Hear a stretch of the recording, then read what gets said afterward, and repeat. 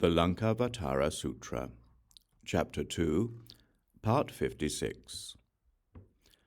Mahāmati once more asked the Buddha, "Bhagavan, please tell us what characterizes the personal realization of Buddha knowledge and the one path, so that by becoming well versed in what characterizes the personal realization of Buddha knowledge and the one path, I and the other bodhisattvas need rely on nothing else to understand the teaching of Buddhas."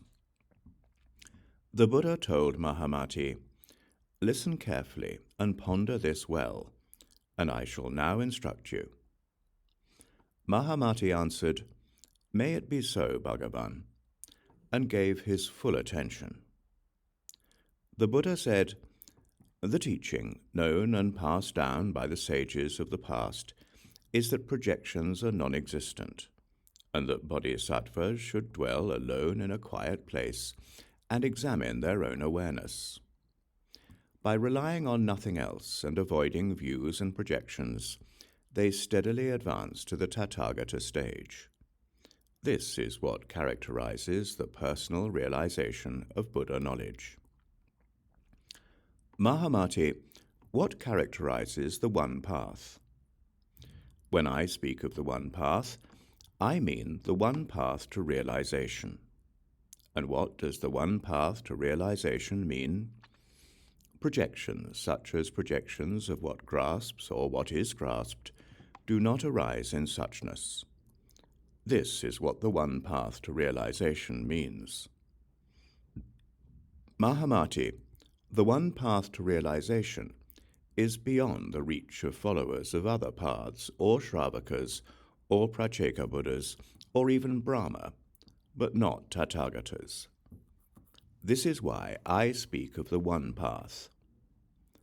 Mahāmati asked the Buddha, "Bhagavan, why then do you teach three paths and not teach one path?" The Buddha told Mahāmati, "Because neither Shravakas nor Pratyeka Buddhas enter nirvana by themselves, I do not teach them the one path.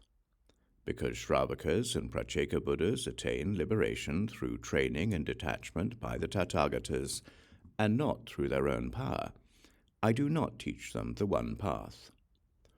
Also, Mahāmati, I do not teach Shravakas and Pratyeka Buddhas the one path, because they have not yet put an end to the habit energy of karma or the obstruction of passion.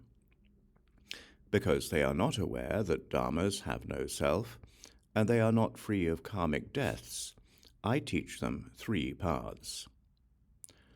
Mahāmati, once they put an end to all the habit energy that gives rise to passion, and realize that dharmas have no self, by putting an end to the habit energy that gives rise to passion, in their affliction-free realms they will wake up to the non-existence of the samadhis to which they have been addicted. And once they are awake, they will enter that highest of transcendent affliction-free realms, where they obtain an inconceivable, invincible Dharma body, complete with every virtue." The Buddha then repeated the meaning of this in verse.